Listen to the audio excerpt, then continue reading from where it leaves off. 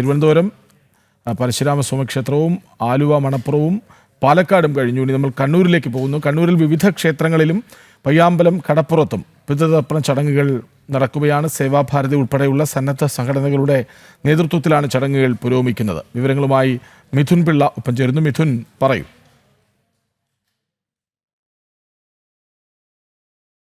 ഇപ്പോൾ പയ്യാമ്പലം കടപ്പുറത്താണുള്ളത്. ഇവിടെ വലിയ തിരക്ക് തന്നെ നമുക്ക് ഈ പിതൃതർപ്പണ ചടങ്ങുകളോടനുബന്ധിച്ച് കാണാൻ വേണ്ടി സാധിക്കുന്നുണ്ട്.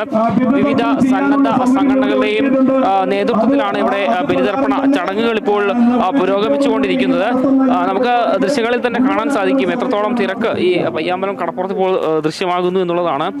വലിയ തിരക്ക് തന്നെ കാണുന്നു. നീണ്ട നിര തന്നെ രാവിലെ ഏതാണ്ട് 3:30 തന്നെ ഈ ഒരു ബലിതർപ്പണ ചടങ്ങുകൾ ഇവിടെ ആരംഭിച്ചിട്ടുണ്ട്. സേവാഭാരതി ഉൾപ്പെടെയുള്ള വിവിധ സന്നദ്ധ സംഘടനകളുടെ നേതൃത്വത്തിലാണ് ഈ ഒരു പിതൃതർപ്പണ ചടങ്ങുകൾക്ക് വേണ്ട സൗകര്യങ്ങൾ ഒരുക്കിയിട്ടുള്ളത്. അതേസമയം കാലാവസ്ഥ ഒരു പ്രതികൂലമായൊരു സാഹചര്യമാണുള്ളത്. കാരണം വലിയ മഴയുണ്ട്, കടൽ പ്രക്ഷുബ്ധമായ ഒരു സാഹചര്യമാണ്. അതുകൊണ്ട് തന്നെ ഈ ചടങ്ങുകൾക്ക് ശേഷം കടലിലേക്ക് ഇറങ്ങുന്ന ആളുകൾക്ക് ശക്തമായ നിർദ്ദേശമുണ്ട്. വലിയ ഒഴുക്കുള്ള ഭാഗത്തേക്ക് അല്ലെങ്കിൽ വലിയ തിരകൾ വരാൻ സാധ്യതയുള്ള ഭാഗത്തേക്ക് കടലിലേക്ക് ഇറങ്ങരുത് എന്നുള്ളതാണ്. കാരണം എന്തെങ്കിലും അപകടം ഉണ്ടാകാനുള്ള സാധ്യത മുൻകൂട്ടി കണ്ടുകൊണ്ടാണ് കൃത്യമായ നിർദ്ദേശങ്ങൾ ഇതുമായി ബന്ധപ്പെട്ടപ്പോൾ അധികൃതർ നൽകിക്കൊണ്ടിരിക്കുന്നത്. മാത്രമല്ല കൃത്യമായി സേവാഭാരതിയുടെ വളണ്ടിയേഴ്സ് ഉൾപ്പെടെ ഈ ഒരു ഭാഗത്തുണ്ട്. അവരെല്ലാം തന്നെ സഹകരണങ്ങളുമായി ഈ ഒരു ഭാഗത്ത് തന്നെയുണ്ട്. ഇപ്പോൾ ഓരോ ബാച്ച് തിരിച്ചുകൊണ്ടാണ് ഈ ഒരു ബലിതർപ്പണ ചടങ്ങുകൾ ഇപ്പോൾ ആരംഭിച്ചിരിക്കുന്നത്. ഒരു ബാച്ചിൻ്റെ ചടങ്ങുകൾ പിതൃതർപ്പണ ചടങ്ങുകൾ കഴിഞ്ഞ് പിണ്ടം കടലിൽ ഇറക്കുന്ന ചടങ്ങാണ് ഇപ്പോൾ നടന്നുകൊണ്ടിരിക്കുന്നത്.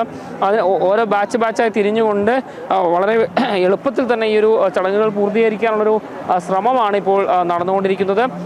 ഞാൻ നേരത്തെ പറഞ്ഞ പോലെ തന്നെ സേവാഭാരതി ഉൾപ്പെടെ വിവിധ സന്നദ്ധ സംഘടനകളുടെ നേതൃത്വത്തിലാണ് ഈ പയ്യാമ്പലം കടപ്പുറത്ത് ഇത്തരമൊരു സൗകര്യങ്ങൾ ഒരുക്കിയിട്ടുള്ളത്. പോലീസും അതുപോലെ തന്നെ ഫയർഫോഴ്സും അടക്കമുള്ള സേനാ വിഭാഗങ്ങളും ഈ കടലിനോട് ചേർന്ന് ഈ ആളുകൾ കടലിലിറങ്ങുന്ന ഭാഗത്ത് നിൽക്കുകയും ചെയ്യുന്നുണ്ട്. കാരണം ഞാൻ നേരത്തെ പറഞ്ഞ പോലെ തന്നെ കടൽ പ്രക്ഷുബ്ധമായ ഒരു സാഹചര്യമാണ്. അതുകൊണ്ട് തന്നെ വലിയ അടിയൊഴുക്കുള്ള ഭാഗത്തേക്ക്, തിരകൾ കൂടുതലുള്ള ഭാഗത്തേക്ക് ഇറങ്ങരുതെന്നൊരു കർശനമായൊരു നിർദ്ദേശം തന്നെയാണ് നൽകിയിരിക്കുന്നത്. ഏതായാലും ഇപ്പോഴും ഈ പിതൃതർപ്പണ ചടങ്ങുകൾ ഇപ്പോൾ പുരോഗമിച്ചുകൊണ്ടിരിക്കുകയാണ്. ഏതാണ്ട് 11 മണി വരെ ഈ ചടങ്ങുകൾ ഉണ്ടാകുമെന്നാണ് നമുക്ക് മനസ്സിലാക്കാൻ വേണ്ടി സാധിക്കുന്നത്. പുലർച്ചെ 3:30 ആരംഭിച്ച ഈ ഒരു പിതൃതർപ്പണ ചടങ്ങുകൾ ഇപ്പോൾ ആയിരങ്ങൾ നിലവിൽ ഈ ഒരു തർപ്പണ ചടങ്ങുകൾ നിർവഹിച്ച് മടങ്ങിപ്പോയിട്ടുണ്ട്. വലിയ തിരക്ക് തന്നെയാണ് പയ്യാമ്പലം കടപ്പുറത്ത് ഇപ്പോഴും അനുഭവപ്പെടുന്നത്. കൃഷ്ണരാജ്.